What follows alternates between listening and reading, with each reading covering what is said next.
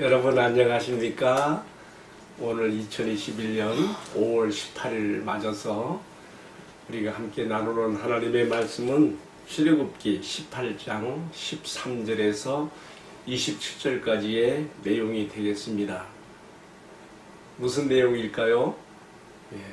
모세의 장인 이드로가 이스라엘 진영을 찾아와서 이제 모세의 장막에서 하루를 보내고 다음날 나가보니까 너무너무 참 이드로의 눈에 보기에 답답하고 힘든 장면이 보였습니다. 모세가 재판석에 앉아있는데 너무나 많은 사람들이 모세의 주위를 둘러싸서 재판을 받느라고 모세도 힘들고 기다리는 사람들도 지치고 이드로가 생각할 때 이건 아니다 생각이 들었거든요. 그래서 모세에게 조언을 하게 됩니다.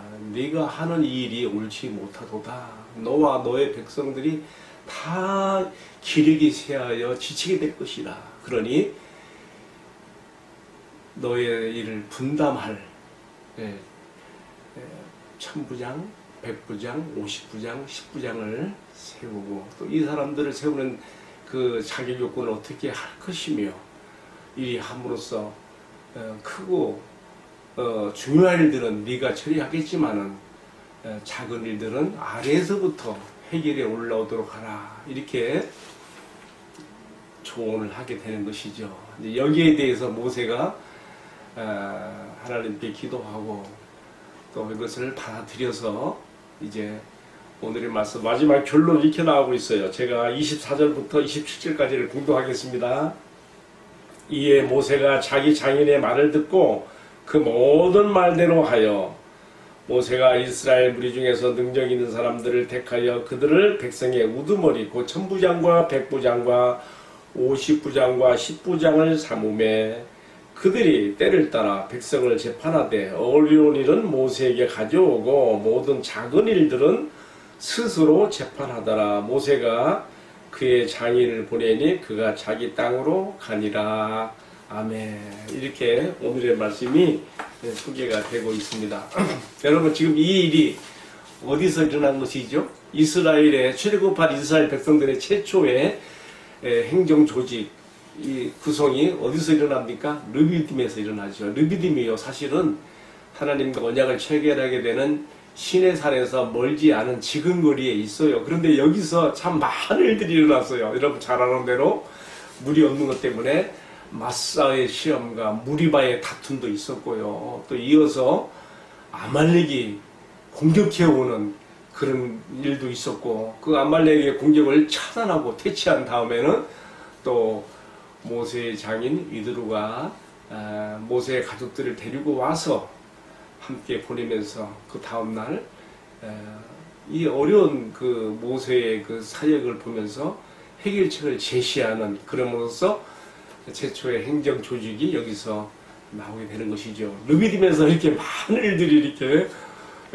벌어진 것을 보게 되면서요. 여기서 저는 오늘의 말씀을 묵상하면서 한 가지 의문을 가졌어요. 뭐냐면요. 이렇게 이스라엘의 행정 조직을 구성하는 중대한 일을 왜 하나님께서 직접 모세에게 말씀하시지 않으시고 왜 방문 중인 그의 장인 이드로를 통해서 이렇게 하셔야 했는가? 하나님의 직접 지시가 아닌 것이 분명합니다. 왜 이 방문자 이드로를 통해서 조언하게 하고 이 조언이 그렇게 실행되어져서 이스라엘의 어떤 최초의 조직 구성이 되게 하였는가? 이 점이 매우 궁금한 것입니다. 그래서 제가 나름대로 몇 가지 한번 생각을 정리해봐서 첫 번째로는요. 모세는 하나님께서 자기 자신을 출애굽의 지도자로서 세우신 그 카리스마적인 지도력에 스스로 갇혀서 나 아니면 안 된다라고 하는 그러한 자기 중심적인 사고에서 자기의 그 사역을 일을 다른 사람들과 분담하지 않고 스스로 짊어졌던 것이 아닌가 가장 먼저 이 생각을 해보게 돼요. 두 번째로는요.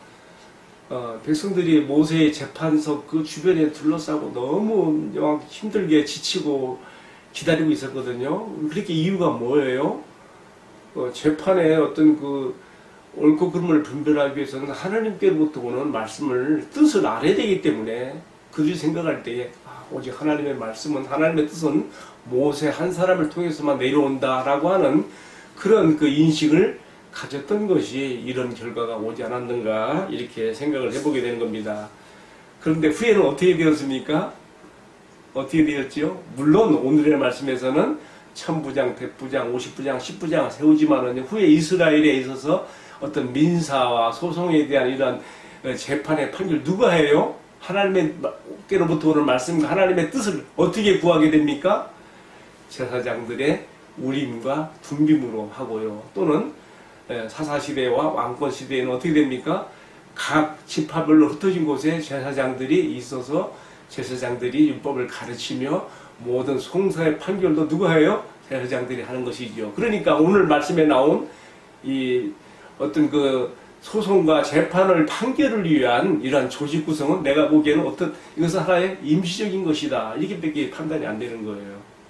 어쨌든 하나님께서 허용적인 범위 안에서 이렇게 하셨다라고 받아들여지게 되는 것입니다.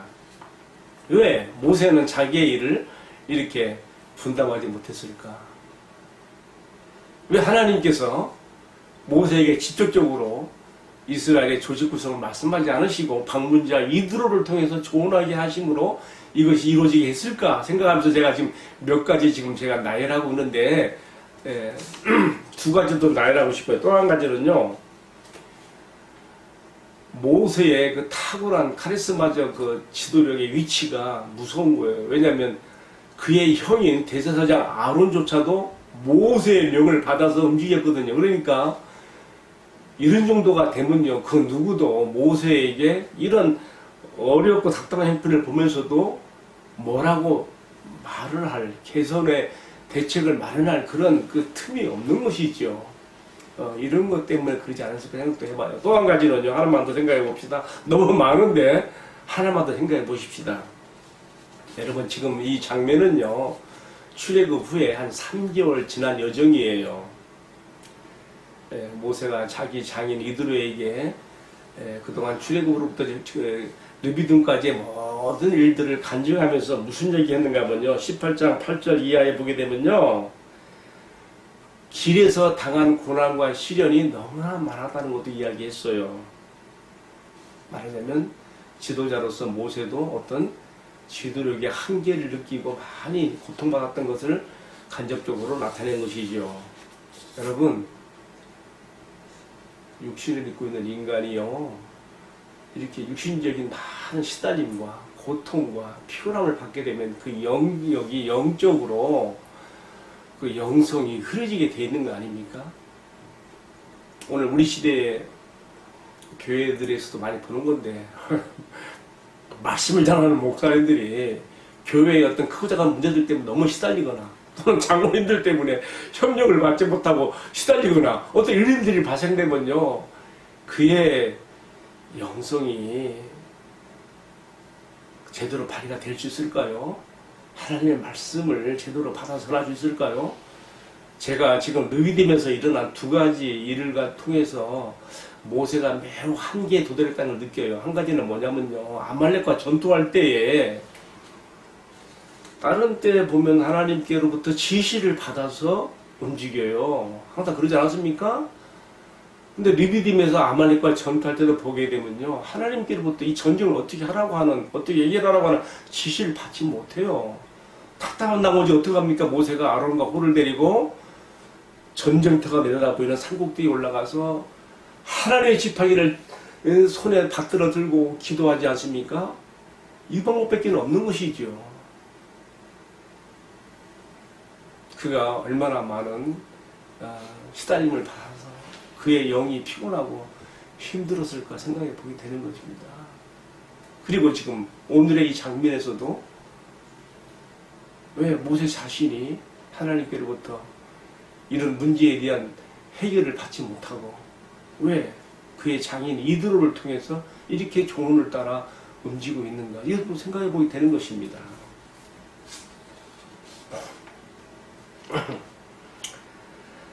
저는 왜 모세가 이렇게 되어야 되는가에 대한 의문이 꼬리를 물면서 이런 똑같은 비슷한 이야기가 사도행전에 나오는 것을 보면서 어떤 그 힌트와 해결을 좀 해답을 제가 보는 것 같습니다. 여러분 잘 아는 대로 초기 교회가 성경 강림절 이후에 어마어마하게 부흥합니다. 하루에 3,000명, 5,000명, 제사장의 허다한 무리까지도 이 예수 제자가 되는 도에 들어왔다 한 것을 보게 되면요, 폭발적인 막 부흥이 일어나죠. 그런데 지금 구약 그 출애굽한 백성들이 모세 한 사람에게 다 매달리고 있던 것처럼 신약 초기교회에서도 사도들에게 모든 만사가 다 걸려 있고 다 사도들만 집중해서 매달리고 있어요. 이렇게 성도들은 막 지하급적으로 불어나는데, 그래서 어떤 일이 벌어집니까? 사도행전 6장 1절에 보게 되면 교회 안에 구제 문제로, 구제 봉사의 문제로 여기서 소외되는 사람들이 원망과 원성을 하게 되고 문제가 터져나오기 시작합니다. 그때에도 하나님께서 직접 사도들에게 말씀해 주신 것이 아니에요. 어떻게 했습니까? 사도들이 문제의 심각성을 인식하고 사도들이 모여서 회의를 한 것 같아요. 사도들의 일치된 의견으로서 어떻게 했습니까? 7 집사를 선택하여 신약교회 최초의 조직이 여기서 나오지요. 지금 우리가 지금 구약에서 출애굽한 백성들이 느비딤에서 모세 장인 이도로의 조언을 받고 최초의 조직 구성이 나오는 것과 신약의 사도행전 6장에서 신약교회 최초의 조직이 나오는 이런 것들을 유사한 면을 보면서 이런 결론을 가지게 돼요. 어떤 결론인가 하면요, 하나님께서는 우리에게 모든 것을 다 지시하시는 것은 아니다. 때로는 우리 스스로의 가진 문제점들에 대해서 우리가 깊이 인식하게 하시고 이것을 해결해 나가는 해결책을 찾게 하신다는 것을 배우게 되면서요, 이것이 구약에서는 모세의 이 장인인 이드로의 조언을 통해서 나타났고요, 신약교에서는 사도들의 일치된 의견을 통해서 나타난 것을 보면서 하나님께서는 이런 방법을 통해서도 허용적 범위 안에서 자신의 뜻을 전달하신다는 것을, 그것이 온전하고 완성된 것은 아니지만요, 하나님께서 허용적 범위 안에서 자신의 뜻을 이렇게 허락하시고 나타나신다는 것을 배우게 됩니다. 제가 지금 오늘 이드로의 조언에 의해서 만들어진 이 조직이 완성되고 온전한 것이 아니라고 생각하게 되는 것은요, 왜 그런가 하면요, 민수기 11장에 가게 되면 조직 구성이 또 나와요. 민수기 11장은 어떤 배경을 깔고 있는가 하면요, 이제 이스라엘이 느비딤에서 시내산으로 갑니다.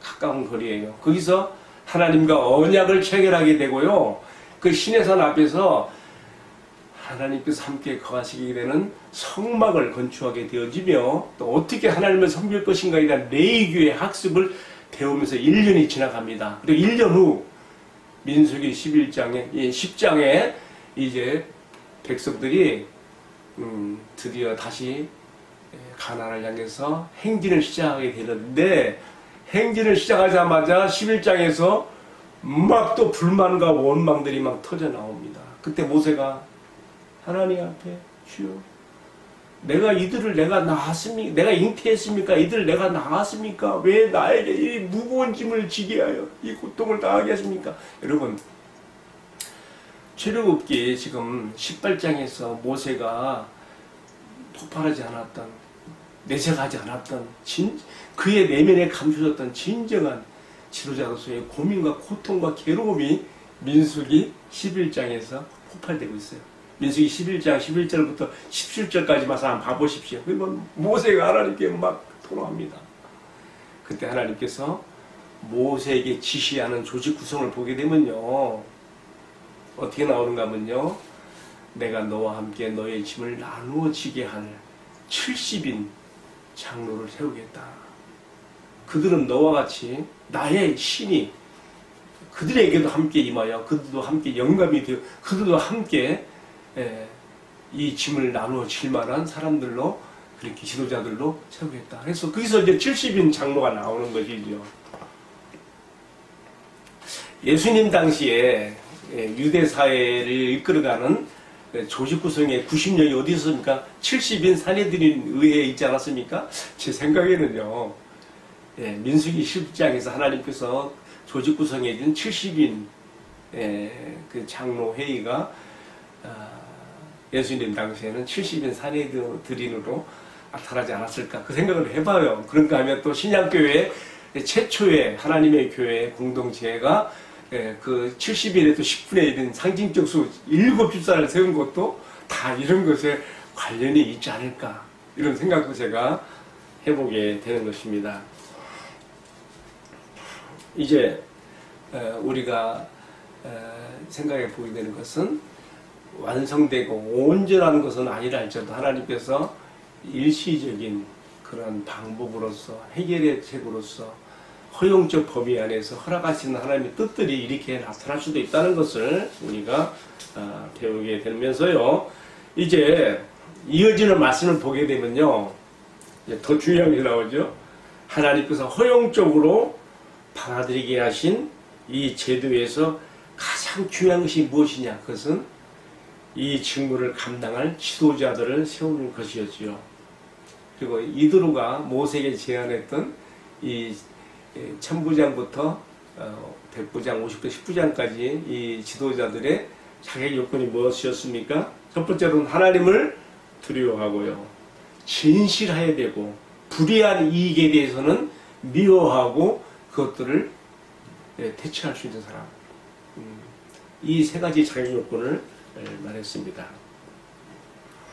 바로 이런 사람 왜 이런 얘기를 하는가 하면요. 조직보다 더 중요한 게 뭡니까? 그 조직을 짊어지고 함께 이끌어 나갈 사람이 있기 때문에 어떤 사람들이 이 조직의 구성원이 되고 맡게 되느냐 그것이 중요하기 때문입니다. 오늘 우리 시대에 우리들의 교회에 적용한다면요. 교회에 장로님, 안수집사님, 권사님, 집사님, 서리집사님, 또 교구장, 부역장, 또 부서장 등등 교회의 조직을 구성하는 일꾼들을 세울 때에 교회가 세상들의 조직처럼 어떤 행정의 효율성을 위해서만 세워서는 안 된다는 것이죠. 세상의 기업들은요, 이 기업의 어떤 성장과 발전을 위해서라면요, 무슨 일이라도 합니다. 그러나 우리 교회들은 세상의 조직과 차별성이 있어야 되는 것이죠. 그렇기 위해서는 제일 먼저 조직에 세워지는 사람들의 신앙 인격성이 매우 중요한 것이에요. 그래서 이드로가 계속 모세에게 좋은 항을 보게 되면요, 너는 먼저 하나님의 율법과 도리를 그들에게 잘 가르쳐서 그들에게 분별력을 갖게 하고, 그리고 그들이 이제 자신들이 세워지는 지도자의 자리에 서서 아까도 말씀드린 것처럼 작은 일들은 아래서부터 해결에 올라오게 하고, 중요하고 크고 큰 일들은 모세를 비롯한 위에서부터 해결에 내려가도록 하는 그러한 조직을 갖추라고 이렇게 말하는 것을 보게 되는 것입니다. 이제 저는 오늘의 말씀을 마감하면서 요약적으로 강조하는 것은요, 세상에서도 인사가 만사라는 말이 있습니다. 모든 만사는 사람을 어떻게 세우고 쓰느냐에 달려있다고 하는 것을 우리가 봅니다.